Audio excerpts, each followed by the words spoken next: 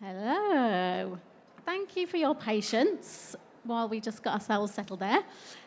So today I am here with the amazing Lindy Reynolds and Tamsin Mason and Nadia Oliver. And these are incredibly talented, successful creative business owners. And I would just love to be pick your brains today to see what nuggets we can extract for those of you who have come to learn about the very things that we've had on the screen there, which is about how to build a sustainable, successful, creative business that stands the test of time, you know? So I think where I'd love to start is how you each decided that this was the path. You know, so I know for yourself, Lindy and Tamsin, you both had a corporate background. So I don't know if you want to just start off with that story. Do you want to start there, Lindy, and kind of just share how you found your way into the interior space? Yes, sure. Hello, everyone. So what we were talking about earlier, actually, it certainly wasn't a direct path. It was a very organic path. I did a fine art degree and an architectural degree, and decided I wanted to be an interior designer. So the first job was working for an interior designer in South Africa, and I realized quite quickly that actually, and I always knew that I wanted to have my own business. So that definitely was something, a burning desire that I knew that I had really wanted to have that own business one day. And I realized that actually, if I was to do that, I needed a lot more business experience. And so I thought, well, I'll pack my bags for London, and I thought I'll head off to London and become a brand manager. And fortuitously, was really lucky in that I managed to make that work. And once I'd learned everything there was to learn about being a brand manager, I really thought, well, I'm going to go on to agency side now, because it was understanding how brands work that was so interesting to me. And luckily, I think, always had this underpinning in my childhood about following your passion. And that's when it all started coming together for me, was really understanding and how to build a brand and how to create real value out of a mark. And so I was in the brand consulting area for a number of years, and the rigor that taught me in terms of managing clients, in terms of creating a profitable project out of a creative endeavor, has been immensely valuable for me then setting up my own practice years later. And we draw on our understanding of brands when it comes to actual projects. So in the same way that we would look at a brand in terms of the brand essence, the character, the values, it's not dissimilar to the way we run our projects now. But it really was all those learning opportunities along the way that were just so invaluable to me. And who knew that brand strategy and interior design could be so closely connected? Yeah, and Tamsin, yes. So I actually completely overlooked the introduction that you are all incredibly prolific in the interior design space, and in terms of the amount of projects and clients you get to work with. So would you love to kind of share, Tamsin, how you arrived at this path yourself? Hi, yeah. I worked also in the corporate environment, for De Beers for over 10 years, in a completely different space. I was in corporate strategy, which covered everything really from mind to market, but it was very project-based, driven by deliveries, by timelines, which obviously now translates into everything I do at work. So that business side And as you were talking just now, Lindy, the rigor of that has totally translated across. But I was ready for a change, to do something more creative. I actually retrained at KLC, and then actually was thinking about going to work for another interior designer, and had a few interviews lined up, and I spoke rather fortuitously to a friend who is in a similar sphere, not exactly the same. And she said, no, just go for it. The way to learn is on the job and just give it a whirl. So that was when I set up the company, 15 years ago now.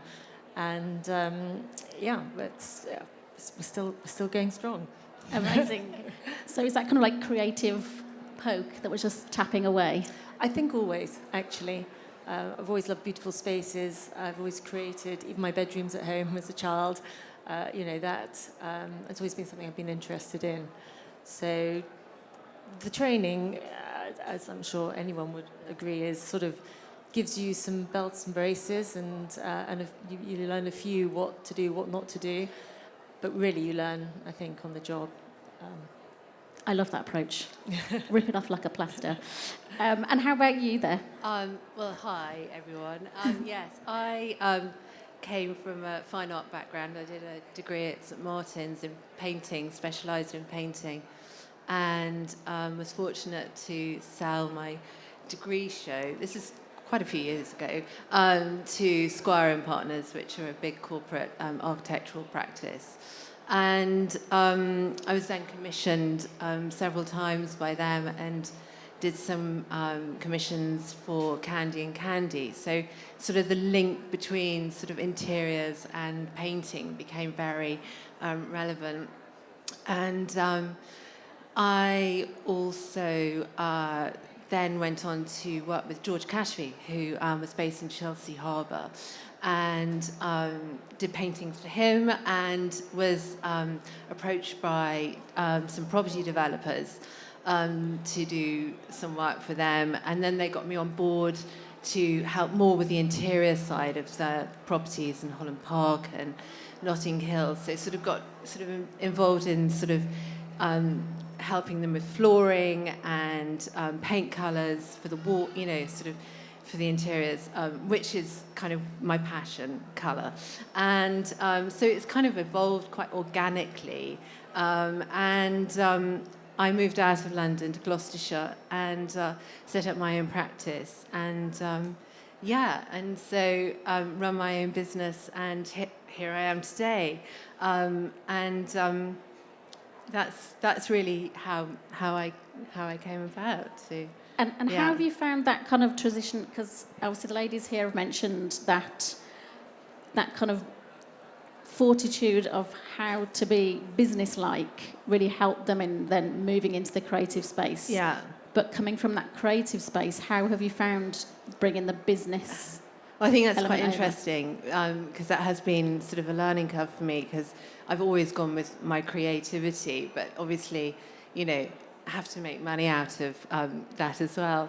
And so I think I've learned a lot from people I've worked with over the years. And being sort of based in Chelsea Harbour for, a number of years, working there, sort of cross paths with other interior designers. So I've always been aware of, how other people have worked and taken sort of little nuggets from them.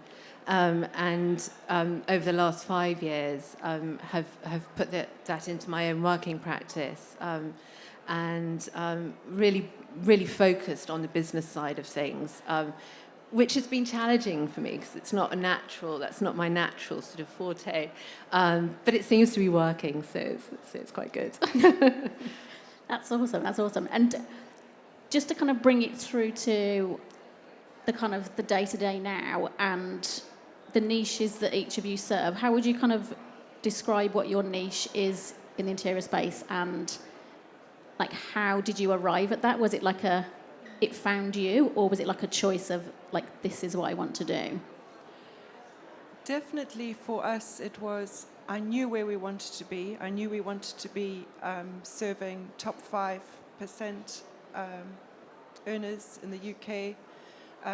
I have a family, so I wanted our projects to be close. I didn't want to be traveling, so we started really focusing on marketing to Surrey and London because that's just on our doorstep. But the thing is that when you set out a brand, it's all very well, we had this idea, but I thought, well, you can't just arrive and say, all right, well, here I am, and I'm ready to deliver high-end luxury interior design, because of course you need a story behind you, you need evidence. And so in those early days, my best advice would be you just take every opportunity that you can and deliver it as best as you possibly can. But it absolutely is essential before that you really have found something that you follow your bliss. It's not my saying, it's something that Joseph Campbell said. But if you can follow and do something that you're absolutely passionate about, that will come through in your final delivery. And then what, some of the greatest advice I was given probably at the beginning of setting up was, when you've delivered a great piece of work, make sure that you photograph it, because our photographs as designers are what, that's our greatest communication tool. So just make sure that you start cataloguing all those fabulous projects that you deliver so that you can speak about it. And then alongside that, those photographs are great, but think very, very carefully about how do you communicate your service offering? What is it that you're doing? How are you making that tangible to people in terms of them understanding what you're doing? Because certainly for us interior designers, actually, there are so many ways of being an interior designer to begin with, but also there's quite a lot of misunderstanding in terms of what that possibly can be. So it's really important that you find a way of being able to communicate very clearly and succinctly to anyone who wants to listen, what it is exactly that you do. And I just don't think you can go wrong then. Yeah, that's some great top tips there. How about you, Tamsin? What would you say your niche is, and how did it arrive, or how did you decide? I'd say, well, my niche has developed into period properties, treated sympathetically, but maybe in a slightly fresh style. But that definitely found me, I think, rather than the other way around. Mm-hmm. Having said that, it is where my love is. And so perhaps that comes through on those projects. You often have a very good rapport then with the client, and it goes well, and the project then speaks for itself. And you are following your bliss, aren't you? And it's literally so that. Close to your heart that you can't go wrong. I mean, and I think that's exactly the case. And so the individual, me, and the client, in my case, my clients have been basically my PR, and most of my work comes through word of mouth, either people seeing the projects or being told about them. And so I think it's those projects that particularly sing and then get sung about. And so they promote themselves. And then it becomes a self-fulfilling prophecy that those are the sort of projects you end up in. Yeah. So it found you in terms of how it felt, but it was actually within you. Absolutely. In retrospect. Yes, yeah. Retrospectively, totally. Yeah, that's super interesting. How about you, Nadia? I think probably my niche is colour and pattern.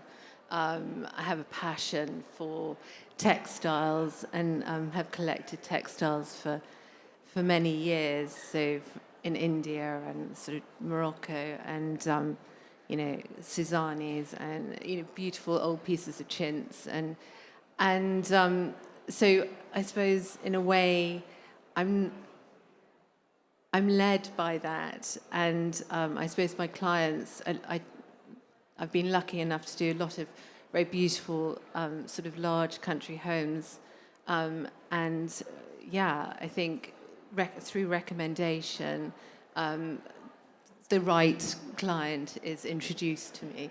And I've been able to use some very beautiful textiles and so forth, but also look into sort of the colours that were used in old country homes, and a lot of references there. So yeah, that's probably where I've sort of found my niche. Yeah, so it's interesting. It's almost like, as much as it feels in the process that the niche is arriving at you, when you look at it with a more like finely tuned lens, it's actually something that's within each of you already. Like that interest and that attraction to those things was already there, you know? That's super interesting. Thank you. Yeah. So if we just bring it into, I guess, the creative process then, and how you, I guess, bring your magique to your clients, how does that work for you? So I know we were chatting earlier, there's a definitive process that ties in with your almost like branding experience. Yes. Is that how your process works? So, yes, I mean, every creative project goes through all the same stages in terms of design concept, design developments, fine-tuning, and then delivery. So we talk about our front end, which is the consultation aspect of what we do, and then we also deliver these projects all the way through. But every project has a process, but I think the listening aspect at the front end is the most critical part, because every project also, that process we find needs some sort of level of tweaking to make it deliver for the client. And so that listening at the front end is really important. So often what we do is, before the design concept stage, we have, depending on the size of the project, but our larger projects, we'll have 2 full-day workshops where we go through everything in terms of really getting under the skin and understanding the USP of our client, let's say, or the essence of them, so that we can really design a process that is going to extract all the information that we need along the way and then deliver accordingly. So I hope, does that answer your question? Yeah, absolutely, yeah. And what I'm hearing is that it's almost like far more about the person and the human than it is about the Yes. space. It's like the space is the secondary bit from when Yes. you've actually really tuned into who that client is. And I think that's something that we do quite.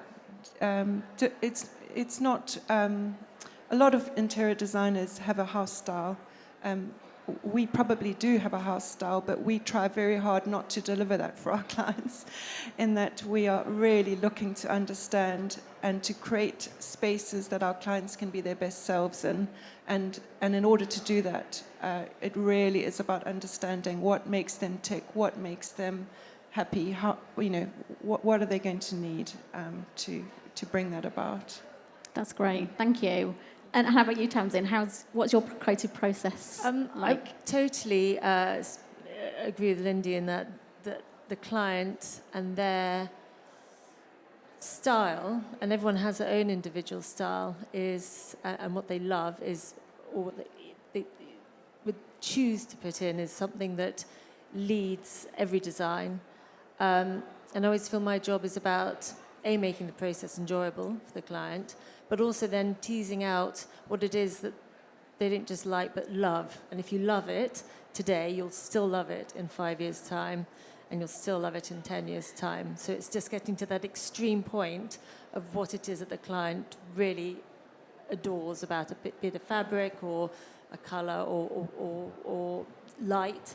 And that sort of leads me on to the second point, which is I'm lucky, and a lot of the projects I work on, the buildings are very different. Some lovely, also some lovely old country houses, and also some lovely old cottages as well.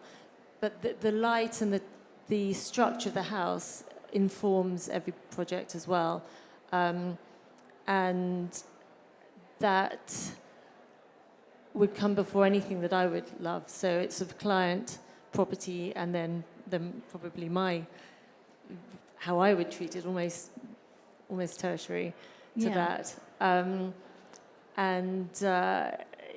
You pull all of that together, and hopefully then every project is individual for your particular client. Also, if you're in a geographically sort of quite a small area, you have to be very careful also not to repeat yourself. Everyone would want something that they love and is unique. Unique to them. Increasingly bespoke furniture is something that, and bespoke fabrics actually is something that is more and more what I'm providing for clients. I don't know if you find the same, but yeah. Awesome. How about you there, Nadia? Well, yes, exactly the same as you. But I had an interesting experience last year, and I was asked to do a hotel in Devon. And so I was working with the client and the general public because I had to take into consideration the client and what the hotel stood for. It was in a private village in Clovelly in Devon. And so that was getting to know the client like one does, and that's at the forefront of, every project. But then sort of taking into consideration what sort of people stayed at the hotel. So yes, that was really quite a different venture for me and fantastic, really exciting. But yes, I mean, if I'm doing a residential, then I'd like to get to know the clients and their lives, and if they've got special antiques or paintings that they want to incorporate in a room, and I mean, it can get very personal. If you're designing, joinery for the bedroom, you need to know exactly how many pairs of socks, someone's got to put in.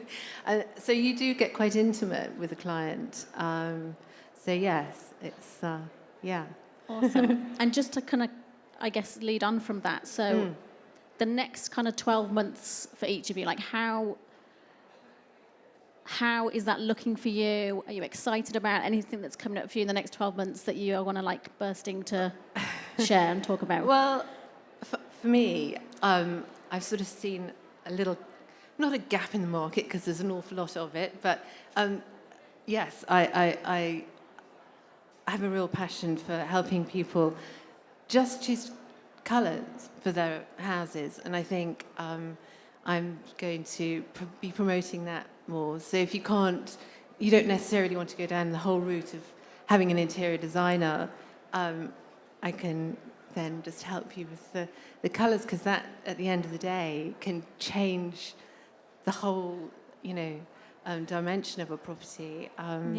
So yes, and so that's I'm quite excited about that, and I've got a rather lovely apartment to do in Cornwall over the next couple of months. So, quite busy. Awesome, amazing. And how about you, Tamsin? It's interesting. I'm increasingly sourcing antiques for clients alongside more bespoke items of furniture that we were just discussing.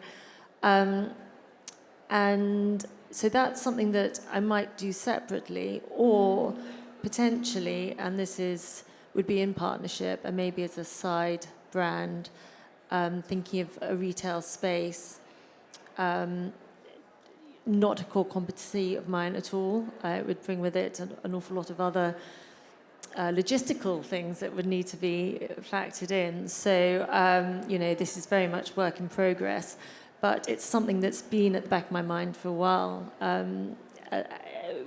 driven really from clients requesting things. So whether it's a capsule furniture collection or, there's some possibilities there.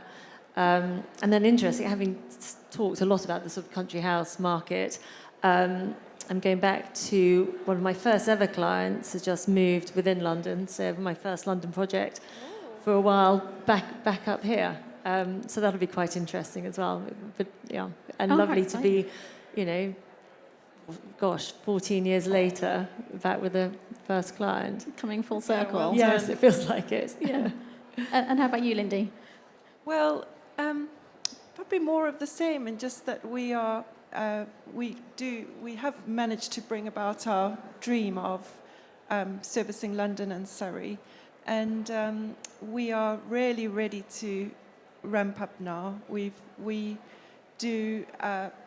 I didn't answer your question earlier about what our specialism is, but we tend to do character property developments and enhancements, and that's sort of full makeovers. So that would be, we've completed a Victorian flat in Chelsea. We're just about to deliver an Art Deco apartment again in Chelsea. And we are taking on a full Victorian makeover in Clapham, starting that in February. So we're busy, and our processes are really sound now, and I'm just really excited about delivering these great projects. Our children are now how old are they? 15 and 17. So for the first time, I'm sort of thinking, I might like to do a project outside of our zone. So and I'm a firm believer in when you put something out there, it does come to you. So we're open to that now, and that would be lovely if that did come along. Yeah. Awesome. Yeah, that's really exciting too. So to kind of, I guess, like tie a bow on this and bring it in that full circle moment, if you could extract like one top tip for someone who is maybe starting out in the interior design space, and maybe they kind of got all the fears about, the market's going to crash and it's all falling down and all the things that are really easy to kind of tug on and go down your own spiral with, what would you kind of give as that top tip to go focus on this? You happy with me to go? Do you need to go? Go, Nadia. I think you've just got to believe in yourself, really, at the end of the day, and go with your gut, and don't be swayed. Just go for it. And that honestly, just Yeah, just can't have go that wrong. conviction. No, I'd agree with that. And also enjoy the process, I think, as far as possible. Yeah, absolutely. If you enjoy it, I think that's infectious. Yes, And I mean, yes. If you're passionate about something, Yes. it shows. comes through. Yeah. Yeah. Yeah, I agree with that, ladies. I would say that our businesses are similar ages, actually. Ours is 17 years this year. And the thing with a business is that it actually is an organic organism that has a life of its own. And the more that you put into it, the more you will get out of it. And it is, I've just seen that again and again. And so, we all have ups and down days. So on those down days, just tell yourself, as long as you're putting into it, you will reap the reward. So I think, that's what I've seen anyway. Yeah, that's great advice. That's great advice. And I think as well to have that focus on I guess like not looking at these challenges as obstacles and finalities, but as actually the opportunities to bring out your creativity and to bring out something that has not been thought before, like the colour consultations for you, and just start to realise the agility of being able to run your own business is what makes it like Absolutely. the chef's kiss about it. I have So got one other little top tip. Go for Can it. I give Go for it. Is that once you've found what that passion is, that's what you want to do, I think in terms of developing your processes, there's that point of thinking about it very, very carefully, really understanding what you do so that you can authenticate it for yourself. That authenticity is absolutely key. And if you can authenticate it for yourself, you will have authenticated it for your clients, and that's how you will get repeat business, because people will want to talk about you, people will want to celebrate you, because you will be offering something quite unique and lovely. yeah, it's like energetically, there's that infectious thing that people just want a piece of. Yeah. Amazing. I don't know if there's any time for Q&As. Does anyone have any questions before we wrap up? Exactly. So also feel free if you have questions for any of the ladies. Oh, we have one question. They'll be here to have any questions answered. If you have any burning questions, go ahead there.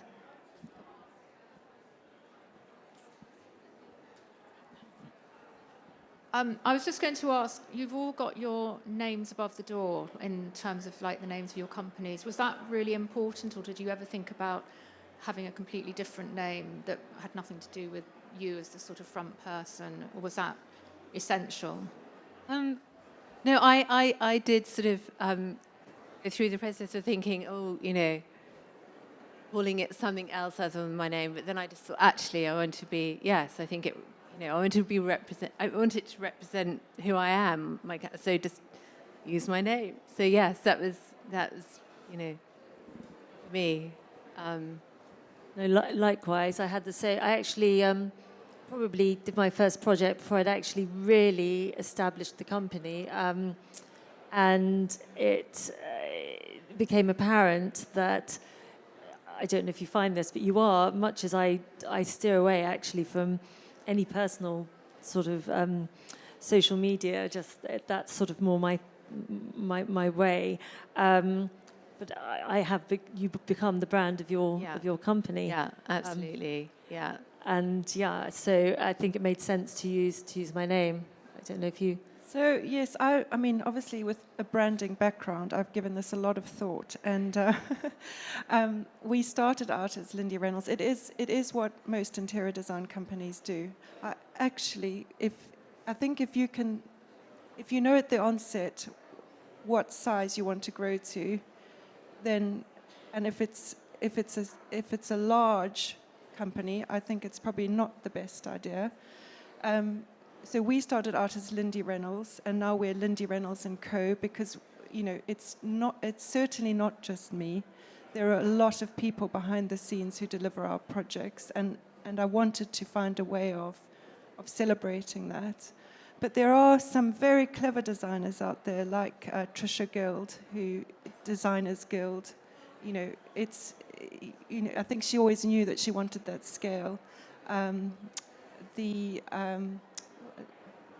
It's a South African designer, Sophie. Oh dear, I've had a brain freeze. Anyway, but depending on what your name is, I think there are clever ways of still having your name that is more encompassing. And so if you can start with an idea of how small or big you want to be, if it's boutique, then by all means.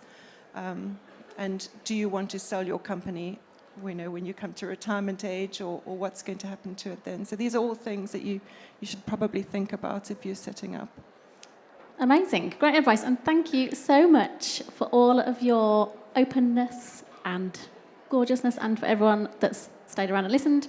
Have a beautiful rest of your day.